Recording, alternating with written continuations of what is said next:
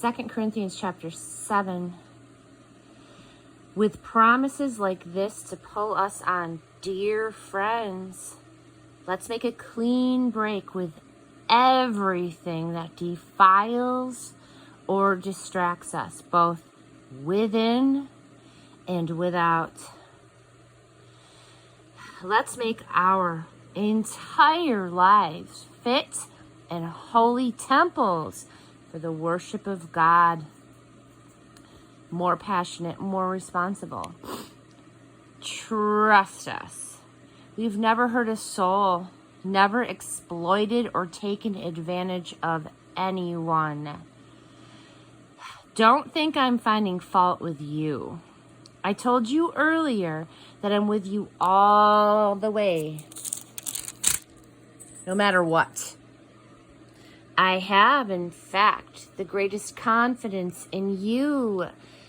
If only you knew how proud I am of you. I am overwhelmed with joy despite all of our troubles. When we arrived in Macedonia province, we couldn't settle down. The fights in the church and the fears in our hearts kept us on pins and needles. We couldn't relax because we didn't know how it would turn out.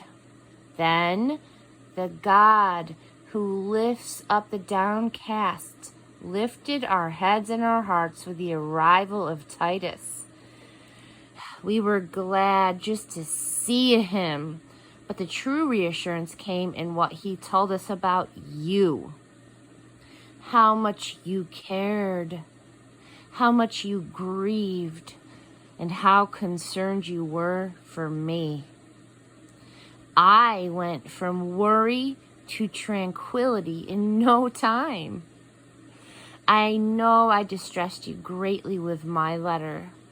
Although I felt awful at the time, I don't feel at all bad now that I see how it turned out. The letter upset you, but only for a while. Now I am glad, not that you were upset, but that you were jarred into turning things around. You let the distress bring you to God, not drive you from him. The result was all gain, no loss. Distress that drives us to God does that. It turns us around. It gets us back in the way of salvation. We never regret that kind of pain. But those who let distress drive them away from God are full of regrets, and they end up on a deathbed of regrets. And now, isn't it wonderful all the ways in which this distress has goaded you closer to God? You are more alive, more concerned, more sensitive, more reverent, more human, more passionate, more responsible. Looked at from any angle, you've come out of this with purity of heart. And that is what I was hoping for in the first place when I wrote the letter. My primary concern was not for the one who did the wrong or even the one who wronged, but for you. That you would realize and act upon the deep, deep ties between us before God. That's what happened. And we felt just great.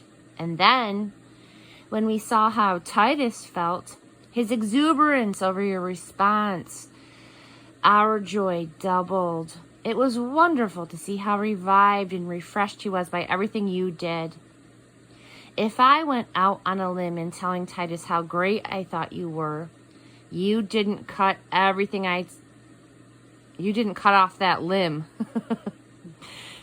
Pardon me. Let me reread that. If I went out on a limb in telling Titus how great I thought you were, you didn't cut off that limb. As it turned out, I hadn't exaggerated one bit. Titus saw for himself that everything I said about you was true. He can't quit talking about it, going over again and again the story of your prompt obedience and the dignity and sensitivity of your hospitality. He was quite overwhelmed by it all, and I couldn't be more pleased. I'm so confident and proud of you.